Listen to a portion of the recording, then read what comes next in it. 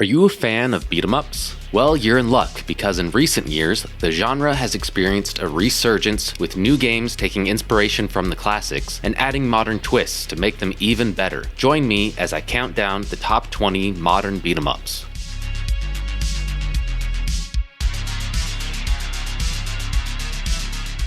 Double Dragon 4 is a throwback to the classic side-scrolling brawler series that tries to replicate the look and feel of the NES versions of the game. However, this authenticity comes at a cost, as the game's mechanics, graphics, and limited moveset can feel outdated and frustrating to play. That being said, if you're like me and you grew up playing Double Dragon 2 on NES, it'll be pretty easy to get the hang of this one.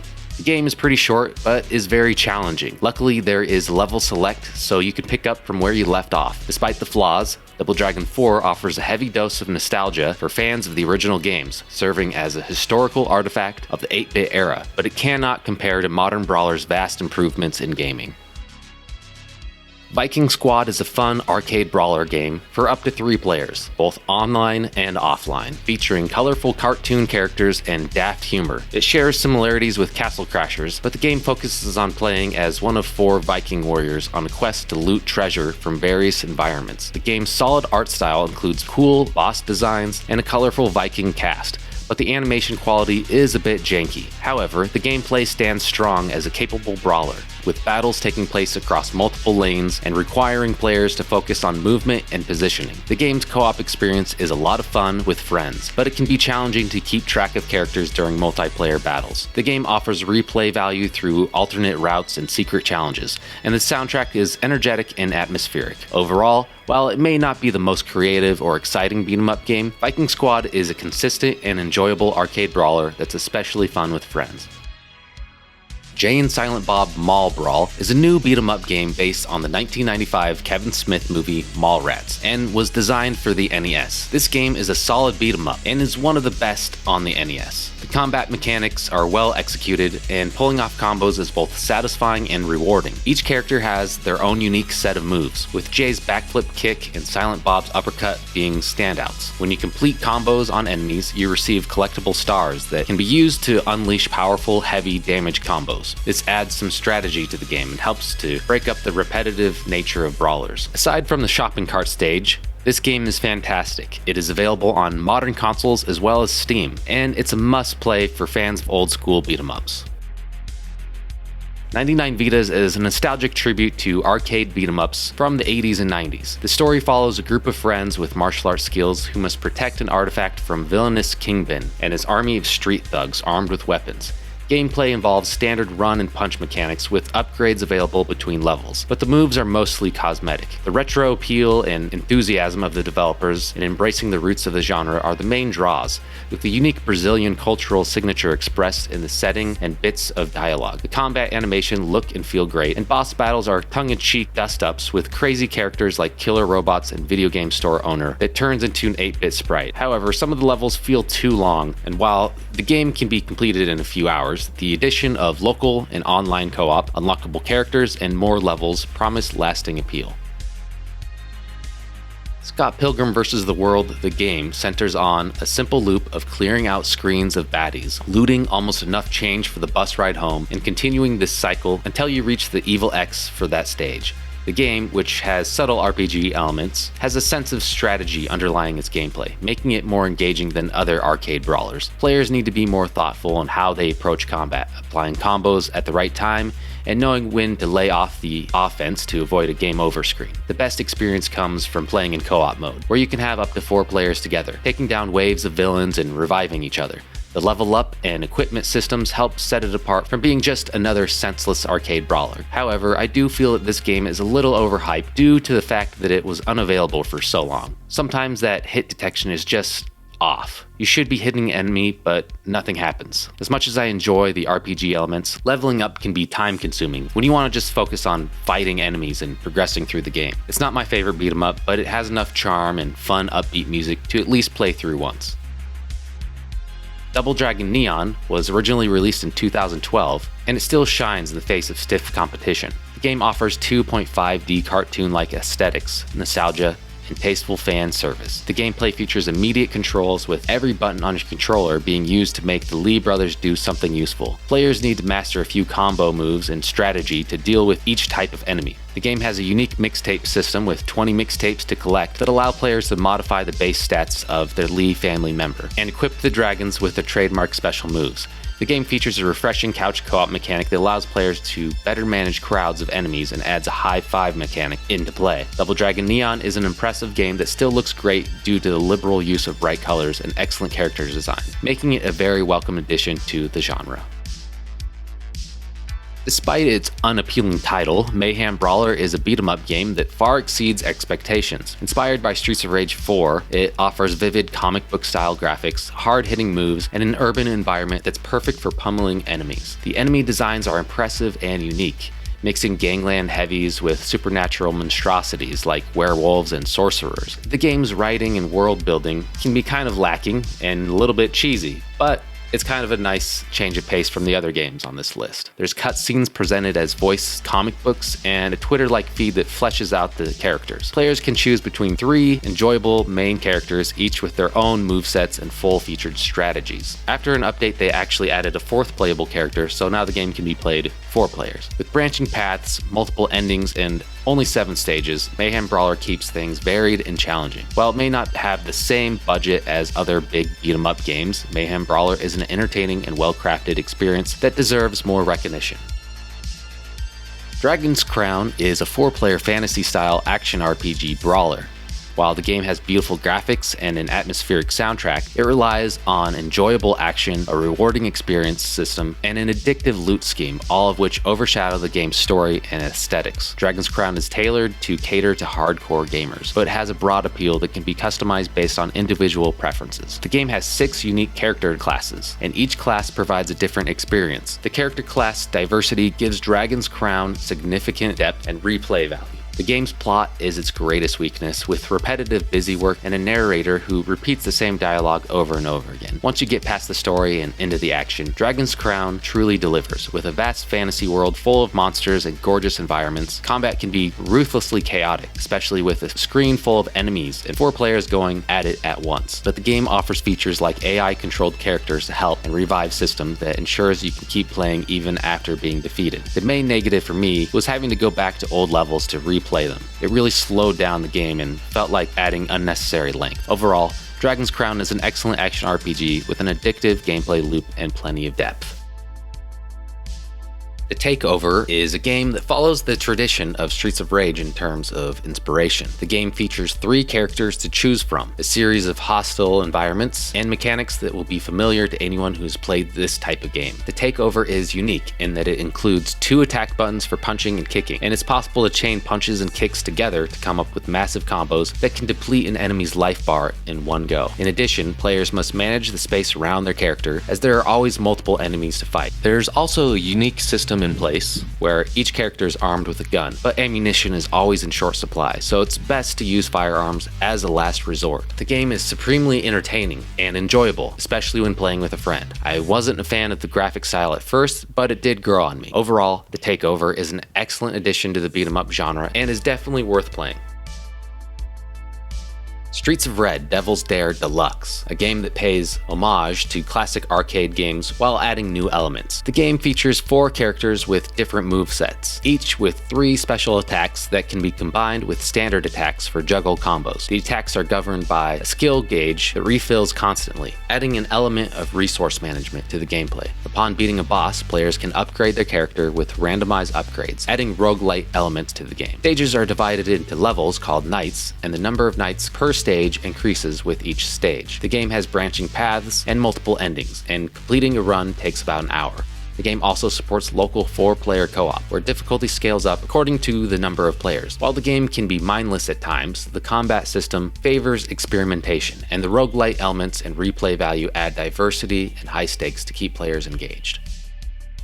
If you want to see more videos about co-op games, consider subscribing. We'll definitely be covering more beat 'em ups soon. Now, let's get to number 10. Young Souls is one of the newest additions on this list. It's a narrative-driven RPG that just happens to also be a beat-em-up. Out of all the games we're talking about, Young Souls probably has the most depth. I love the hand-drawn visuals and the beautifully animated cutscenes. Young Souls offers a non-linear system that gives players agency to make progress on their own terms, making the game feel more rounded. In addition, the game has a few difficulty levels with hard-hitting enemies and patterns, encouraging players to learn enemy tells, wait for proper windows, and make full use of all the techniques and attacks at their disposal. Combat is technically deep with 2 meaningful ways of avoiding damage. Players can also kit out the twins with all manner of swords, knives, axes, and the like, each with their own stats, special moves, and passives. Play this one if you want to beat 'em up that has a little more substance than your typical button masher. Paprium was designed by Watermelon Games and was crowdfunded back in 2012. The game was intended to push the Sega Mega Drive/Genesis hardware to its limits, and it garnered a lot of attention when it was announced for pre-order in 2017. I won't get into the behind-the-scenes drama, but I'll just say that there were some issues before its release. Regardless, Paprium is an impressive game with solid combat, beautiful pixel art that is arguably the best to ever appear on the Genesis, and just some amazing music. There are branching paths that give the game a ton of replayability. As of right now, the game is only available on physical cartridges for Genesis, so it's the least accessible game on this list. But if you can find a way to play it, give it a shot.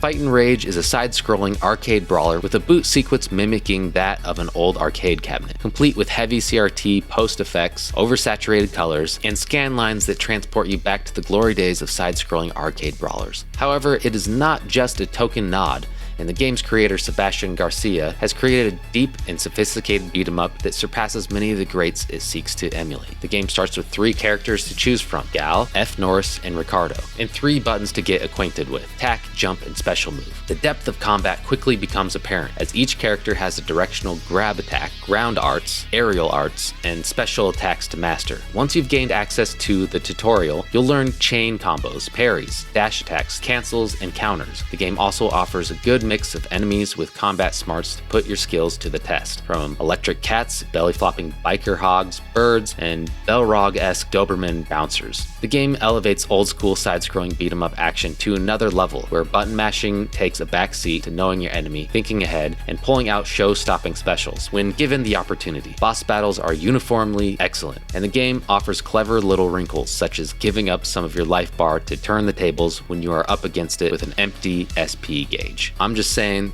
this game is excellent.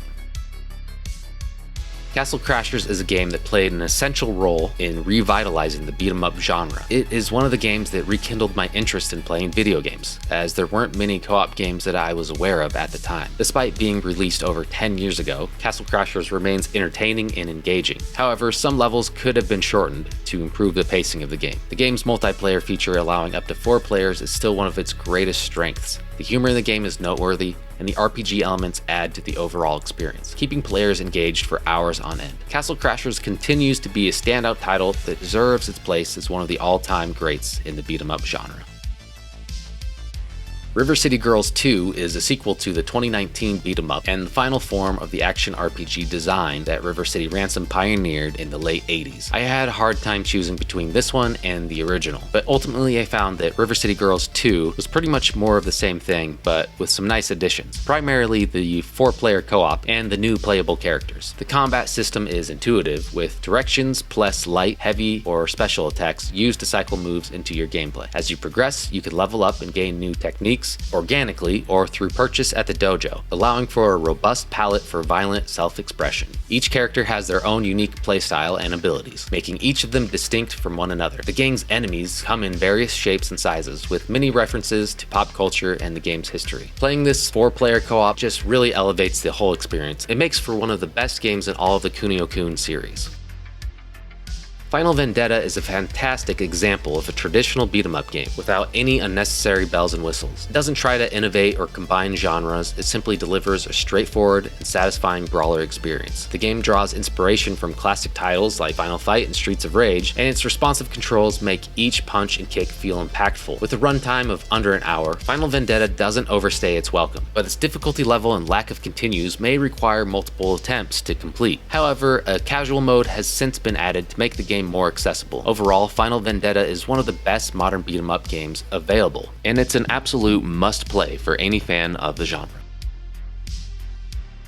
Mother Russia Bleeds is a game set in an alternative Russia in 1986. Four street brawlers are kidnapped and forced to become addicted to Necro, an experimental drug at the hands of a shadowy criminal organization working with the Russian government. They break free and embark on a journey of revenge, taking down their enemies one at a time. Combat is relatively simple with basic moves such as punch, kick, grapple, jump, and dodge, and players must strategically use Necro, the drug that acts as both health and berserk mode, to survive. The game's strongest aspect is its style, 8 levels filled with personality and details that come to life with vibrant backgrounds and blood and gore that increase with every attack. The pixelated style lends a sense of realism, and the animation is smooth with some nice blur effects. Local co-op for up to 4 players is available.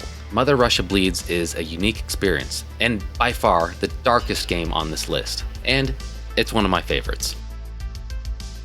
River City Ransom Underground is a true sequel to the original game, and it's been 28 years since the release of the first game. The English version of the first game was heavily localized to cater to Western audience, meaning most everything dealing with Japan was removed and replaced with something a bit more American. The characters' names were also changed from Kunio and Ricky to Alex and Ryan. Underground is not only the sequel River City Ransom fans have been waiting for, but it's one of the greatest beat-em-ups of all time. The game allows players to choose from 10 characters, each with unique movesets that can be unlocked via dojos scattered around the city. In story mode, you can play with up to 4 players, online or locally. Underground has an XP-based system where your maximum stats increase based on your level, and you have to buy and eat food from shops to increase your stats up to the maximum level. This is probably the longest game on this list. I think I put 20 hours into the main story, so you definitely get your money's worth. It might feel a little long for this genre, but there's enough variety that it never gets boring. There's just so much to appreciate about this game. I highly recommend you play it with your friends as soon as possible.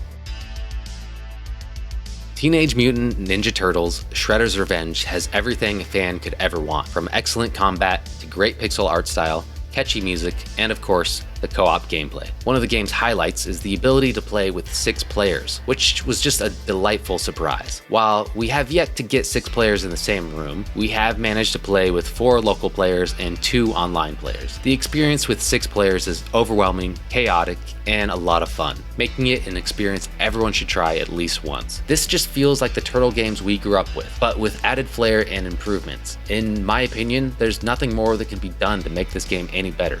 It's as close to perfect as you can get.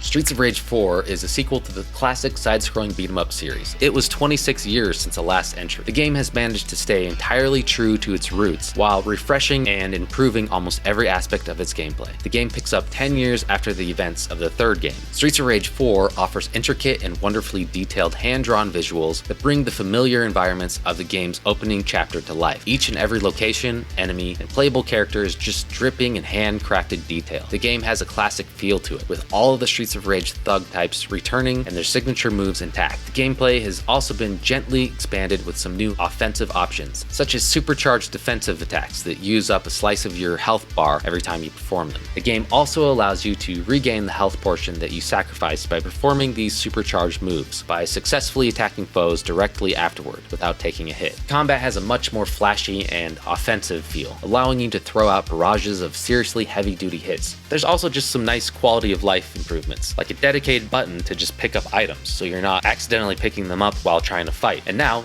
the enemies can't move off screen, so when you hit them, they bounce off the invisible wall. This time you don't have to just wait around for them to come back on screen to fight them. And then you also have the super special attacks, and you pick up these stars. Whenever you use it, you do a massive attack that does a much higher level of damage. I just can't say enough good things about Streets of Rage 4. In my opinion, it just might be the greatest beat 'em up of all time. If you like this video, check out our co-op Zelda-like video. Thank you for watching.